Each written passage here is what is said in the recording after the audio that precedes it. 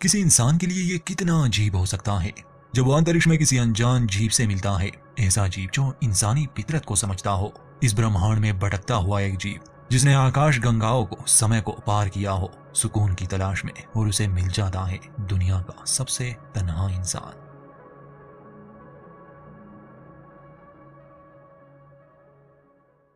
साल 2024 में नेटफ्लिक्स पर रिलीज होने वाली द स्पेसमैन फिल्म वाकई तारीफ के काबिल है। इंसानी जिंदगी का फलसफा और विज्ञान का संगम जो हमारी सोच को एक अलग ही दुनिया में ले जाए। फिल्म एक किताब पर बेस्ड है। अंत में हम इसका खुलासा करेंगे। बस ये फिल्म वैसी नहीं है जो हर कोई देखना चाहता है, यानी कि कहानी उलझी हुई है। हमारे चैनल को सब्सक्राइब जरूर कर दे। कहानी की शुरुआत होती है एक अलग ही ब्रह्मांड में बसी पृथ्वी से। फिल्म का थीम देखकर लगता है जैसे 1960 या 1970 के आसपास का समय हो। तो हुआ कुछ यूं कि 4 साल पहले बृहस्पति ग्रह के करीब अजीब से बादल दिखना शुरू हुए। ये जानने के लिए एक स्पेस मिशन को लॉन्च किया गया। अंतरिक्ष यान में एक यूरोपियन एस्ट्रोनॉट को वहां भेजा गया। उसे वहां तक पहुंचने में लगभग 6 महीने लगने वाले थे। इंसानों ने उस बादल का नाम चोपड़ा क्लाउड रखा था। मिशन का मकसद था उन बादलों के पार्टिकल से कुछ सैंपल्स लाना। हो सकता है कि इससे इंसान को ब्रह्मांड के कुछ गहरे राजों का पता चल सके। तो जब कहानी शुरू होती है तो हम उसी एस्ट्रोनॉट को देखते हैं जिसका नाम याकूब है। सबसे पहले तो अपना स्पेस सूट पहने हमें वो जंगल में दिखाया जाता है, जो कि यकीनन उसका सपना था, क्योंकि वो पिछले 6 महीनों से अंतरिक्ष में है, बिल्कुल अकेला। धीरे धीरे अब उसकी दिमागी स्थिति पर असर पड़ रहा था, मगर फिर भी याकूब सबसे बेहतरीन लोगों में से एक था जिसे इस खास काम के लिए चुना गया। अब वो जुपिटर के करीब पहुंच चुका था और जल्द ही वो उन क्लाउड्स तक भी पहुंच जाएगा। सपने से जागने के बाद उसे मिशन कमांड से संदेश मिलता है कि आज उसे वीडियो कॉल करनी है, क्योंकि पृथ्वी के लोग उसके मिशन के बारे में बहुत कुछ जानना चाहते हैं। इतना समय अंतरिक्ष में रहने के बाद याकूब के चेहरे पर इसका असर साफ दिख रहा था। उसके शिप में कई दिनों से एक छोटी खराबी भी थी।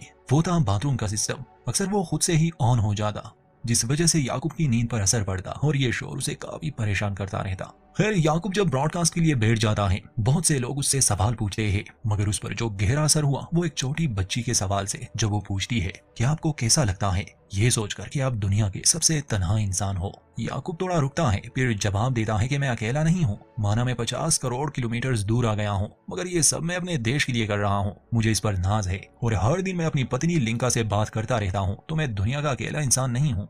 मगर सच तो ये था कि याकूब वाकई एक तन्हा इंसान था और लिंका से हर दिन बात नहीं हो पाती थी। असल में इन दोनों के बीच का रिश्ता अच्छा नहीं चल रहा था, बल्कि काफी दिन हो चुके हैं जब लिंका ने याकूब से बात ही नहीं की। हालांकि लिंका के घर पर एक एडवांस डिवाइस रखी गई है जिससे ये लोग जब चाहे एक दूसरे से बात कर सकते हैं।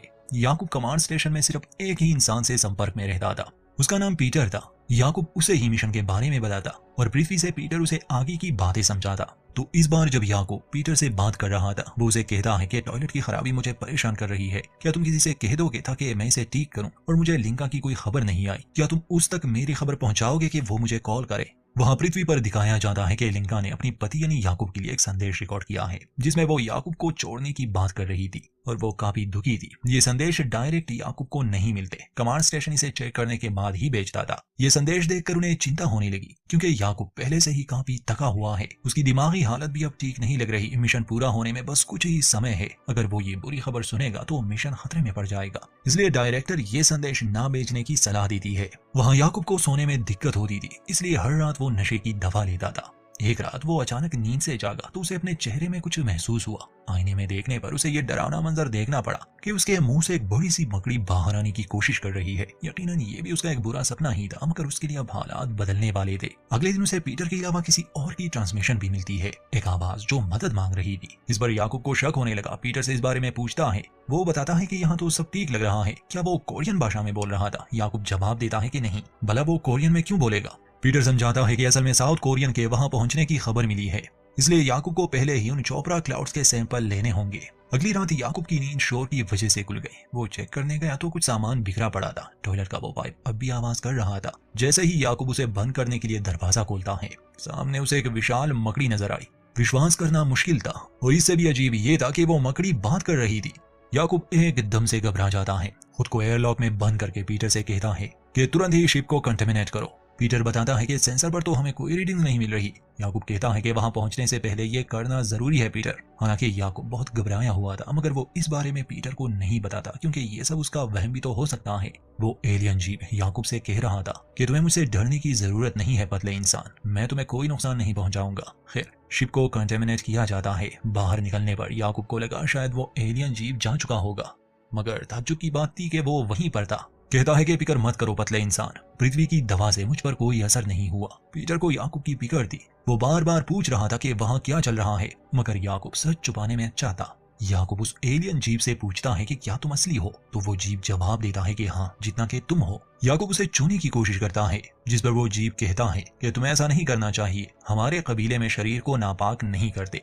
याकूब घबराया हुआ था, हैरानी से पूछता है कि आखिर तुम यहाँ क्यों हो मेरे शिप पर। तो वो एलियन जीव कहता है कि मैंने अंतरिक्ष में बहुत सफर किया, आकाश गंगाएं पार की, समय को पार किया। मैं तुम्हारे सौर मंडल से गुजर रहा था, तब मेरा ध्यान पृथ्वी और पृथ्वी पर रहने वाले इंसानों पर गया। मुझे ये बहुत दिलचस्प लगा। मैंने तुम लोगों की भाषाएं सीखी, बहुत कुछ जाना तुम्हारे बारे में, मगर फिर भी मैं तुम लोगों को समझ नहीं पाया। और फिर मेरा ध्यान तुमने खींचा। तुम्हारी तन्हाई मुझे बड़ी दिलचस्प लगी। सोचा एक दो दिन तुम्हें पढ़ूं, मगर और जानने का मन किया। अंत में मैं मजबूर हुआ यहाँ आने पर। अब मैं समझ चुका हूँ कि मैं तुम्हारी मदद कर सकता हूँ। मगर ये अजीब सी बातें सुनने के बाद तो याकूब और डर गया। लगा उसे ये एक बुरा सपना है, इसलिए वो सीधा स्लीपिंग चैम्बर में चला जाता है। कुछ घंटे सोने के बाद जब वो जागा, ये सोचकर वो बाहर आया कि शायद वो सब बस भ्रम था, मगर वो एलियन जीव अब भी वहां था। और इस बार तो कुछ अजीब चीजें होती है, जैसे याकूब को अपनी पत्नी लिंका की यादें आ रही थी। याकूब उस एलियन जीव से पूछता है कि क्या ये सब तुम कर रहे हो, तो वो जवाब देता है कि मैं तुम्हारी मदद कर रहा हूँ पतले इंसान, तुम्हारी साथी तुमसे दूर जा रही है। याकूब कहता है कि मदद नहीं चाहिए तुम्हारी। वहां पृथ्वी पर लिंका को दिखाया जाता है। लिंका इन दिनों प्रेग्नेंट थी। वो अपनी माँ से मिलने गई थी, ये बताने कि वो याकूब को छोड़ रही है। हालांकि उसकी माँ इस बात के हक में नहीं थी, मगर लिंका कहती है कि मुझे उसे बहुत पहले ही छोड़ देना चाहिए था। वहां अंतरिक्ष में अभी याकूब को उस एलियन जीव से इतना डर नहीं लग रहा था। हाँ, वो उसे कुछ जगहों पर जाने से मना करता है। वो एलियन पूछता है कि तुम्हारे पास पक्षियों के अंडे होंगे। ये सुनकर याकूब को हैरानी होती है। वो उसे खाने को कुछ देता है, जो कि उस एलियन को काफी पसंद आया। याकूब उससे पूछता है कि तुम्हारा घर कहाँ है, तो एलियन जीव बताता है कि मेरा ग्रह खो गया, कीड़ों ने हमला किया, हमारे घर को तबाह कर दिया। मैं किसी तरह वहां से भाग आया। मैंने एक लंबा सफर तय किया और मुझे मिले तुम। फिर दोनों उस क्लाउड को लेकर बात करते हैं। एलियन बताता है कि ये बादल ही असली शुरुआत है, मतलब ब्रह्मांड की शुरुआत इसी से हुई थी। और ये भी कहता है कि मैं इसके कुछ दाने खा चुका हूँ बचपन में। ये सुनकर याकूब को हैरानी होती है। वो पूछता है कि तुम कितने साल के हो, क्या तुम शुरू से यहीं थे, तुम लोग नहीं मरते क्या। एलियन जवाब देता है कि हर चीज का अंत होता है, यहाँ तक कि इस ब्रह्मांड का भी अंत होगा। वो एलियन जी फिर से याकूब की यादों में झांकने लगा, जहाँ याकूब ने लिंका से प्यार के वादे किए थे। याकूब एलियन से कहता है कि तुम मेरे दिमाग में नहीं झांक सकते, इसकी इजाजत नहीं दूंगा। मगर एलियन कहता है कि मैं मदद करना चाहता हूँ। तुमने ऐसे वादे क्यों किए जिसे तुम पूरा नहीं कर पाए। जब तुम उसके साथ थे तो उसे वो महसूस नहीं करवाया, और अब जब तुम यहाँ हो उससे बहुत दूर, तो एक तड़प सी है। याकूब एलियन से पूछता है कि तुम्हारा कोई नाम है। वो जवाब देता है कि नहीं, पर अगर तुम कोई नाम रखना चाहो तो रख सकते हो। याकूब उसका नाम हानूश रखता है। कहता है कि बचपन में मेरे पिता ने मुझे एक कहानी सुनाई थी हानूश नामी इंसान के बारे में। उसने एक घड़ी बनाई। वो घड़ी तारों और ग्रहों के बारे में बताती थी, मगर एक राजा को उसका ये काम पसंद नहीं आया और उसकी आंखें निकाल दी। एलियन जीव को अपना नाम पसंद आता है और ये कहानी भी। खैर, समय गुजरता है। हानूश और याकूब के बीच बहुत बातें होती है। हानूश उसके पिता के बारे में पूछता है कि क्या हुआ था उनके साथ। याकूब बताता है कि मेरे पिता अच्छे इंसान थे, मगर उनकी सोच अलग थी। उन्होंने काम गलत किए जिससे उन्हें सजा हुई। तो हानूश कहता है कि तुम इसीलिए यहाँ आए हो पतले इंसान, ताकि अपने पिता के पापों का प्रायश्चित करो। जाग जाओ, तुम मानवता के लिए आए हो। वहां पृथ्वी पर लिंका को दिखाया जाता है, जिससे मिलने मिशन की डायरेक्टर आई थी, ये समझाने कि फिलहाल याकूब से अपना रिश्ता ना तोड़े, कुछ दिन उससे बात करे, क्योंकि वो मिशन को पूरा करने ही वाला है। मगर लिंका को अब कोई परवाह नहीं थी। उसे परवाह थी तो बस अपने आने वाले बच्चे की। वहां अंतरिक्ष में याकूब कुछ ही घंटों में उस क्लाउड तक पहुंच जाता। तभी उसके कंप्यूटर पर रेडियो मैसेज ऑन हो जाता है, जब उसकी और लिंका की बात हुई थी। और इस बातचीत से हम दर्शक समझ जाते हैं कि याकूब उसके साथ अच्छे से बात भी नहीं करता था। तभी इन्हें रोशनी का एक कण नजर आया, जो इन्हीं के स्पेसशिप में था। असल में ये उस चोपड़ा क्लाउड का एक जर्रा था। इसे देखकर याकूब काफी हैरान था। वो उसे पकड़ना चाहता था। वो एक जार में उसे कैद करने की कोशिश करता है, मगर वो बड़ा ही अजीब था। वो हर चीज के आर पार जा सकता था। हानूश कहता है कि पतले इंसान, तुम इसे पकड़ नहीं सकते। ये लोग अब उन बादलों के बहुत करीब आ चुके थे। याकूब हानूश से पूछता है कि उसके अंदर जाकर मुझे कोई खतरा तो नहीं। हानूश बताता है कि नहीं, वो बस बादल है। मैं समझा नहीं सकता, मगर जब हम दोनों उसके अंदर जाएंगे तो तुम महसूस कर लोगे कि असल में ये क्या है। कुछ देर बाद याकूब का संपर्क कमांड स्टेशन से टूट जाता है। अब वो क्लाउड के बहुत करीब पहुंच चुका था और इस समय उसका कमांड सेंटर से संपर्क बहुत जरूरी था। याकूब अपनी यादों से भी जूझ रहा था, जहां हानूश की बातें उसे और तकलीफ दे रही थी, क्योंकि वो कड़वी सच्चाई को उसके सामने ला रहा था। जैसे जब लिंका को मिसकैरेज हुआ था, याकूब वहां नहीं था। जब भी उसे जरूरत थी, याकूब उसके पास होता ही नहीं। उसका दिमाग काफी पढ़ने के बाद हानूश कहता है कि पहले मुझे लगा था तुम सभी इंसान एक जैसे हो, लालची, बुरे, खुदगर्ज, मगर अब मैं जान गया कि ये सब तुम जानबूझ कर करते हो। ये तकलीफ और तन्हाई तुमने खुद चुनी है। तुम अपना अतीत छोड़कर पृथ्वी से भाग आए। अब कर लो अपना मिशन पूरा, मुझे अब तुम में कोई दिलचस्पी नहीं। ये कहकर हानूश वहां से चला जाता है, गायब हो जाता है। और उसके जाने पर याकूब खुश नहीं था। उसे दुख होता है कि अब वो फिर से अकेला रह गया, मगर हानूश लौट के नहीं आता और इस बात से याकूब टूट सा जाता है। हाँ, अब धीरे धीरे उसे अपनी गलतियों का एहसास होने लगा। एक आखिरी बार वो लिंका से बात करना चाहता था, जिसमें पीटर उसकी मदद करता है। याकूब लिंका से अपने बर्ताव के लिए माफी मांगता है और कहता है कि अब मुझे एहसास हुआ कि तुम मुझसे कितना प्यार करती थी, मगर मैंने कभी इस बात पर ध्यान ही नहीं दिया, ना ही तुम्हें जानने की कोशिश की। मगर अब मैं सिर्फ घर लौटना चाहता हूँ तुम्हारे पास, क्योंकि तुम ही मेरा सब कुछ हो। लिंका उसका कोई जवाब नहीं दे रही थी, मगर उसकी बातें सुन रही थी। इसके बाद याकूब कुछ पल रोते हुए दुख में बिताता है। सच्चाई को मानने से उसका दिल हल्का हो गया, इसलिए हानूश भी वापस लौट आया, जिसे देखकर याकूब खुश था। कहता है कि तुम दोबारा ऐसा मत करना, मुझे छोड़कर मत जाना।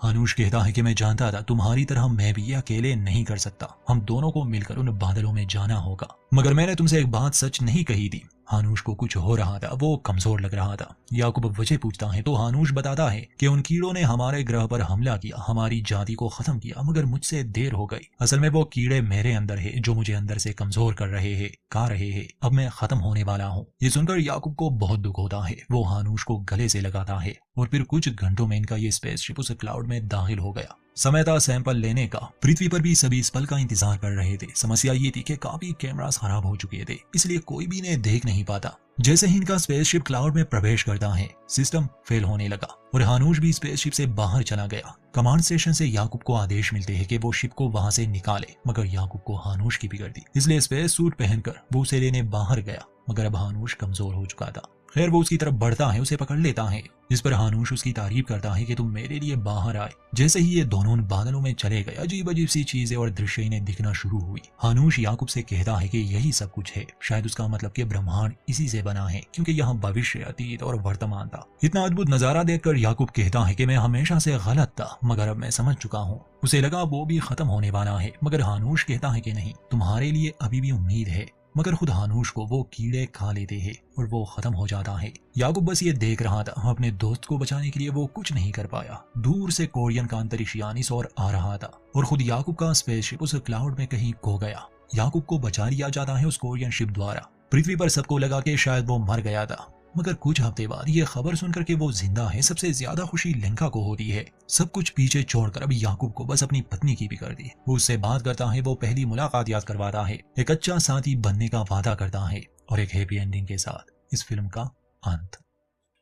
दोस्तों, अगर मैं इस फिल्म को अपने नजरिए से देखूं तो मुझे इसमें इंसानी भावनाओं की झलक नजर आती है। हानूश याकूब के अंदर की आवाज थी, उसका ज़मीर जो उसे सच से रूबरू करवाना चाहता था। ये कहानी इंसान की तन्हाई, खुदगर्जी, मकसद, प्रेम, वफा और उत्सुकता को बयां करता है। हानूश बस याकूब की कल्पना थी, जो खुद को समझने में उसे मदद कर रहा था। इसी तरह की दो फिल्में हैं जिसका आप कोई एक मतलब नहीं निकाल सकते, जैसे 2019 वाली एडेस्ट्रा और 2002 वाली सोलारिस। ये कहानियां इंसान जैसी ही है।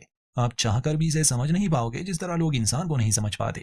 बस देखने पर यह महसूस हो जाती है कि वो हमें क्या दिखाना चाहते हैं। उम्मीद है कि द स्पेसमैन की कहानी आपको पसंद आई होगी। वीडियो अच्छी लगे तो लाइक करें, कहानी को लेकर अपनी राय दें और चैनल को जरूर सब्सक्राइब करें।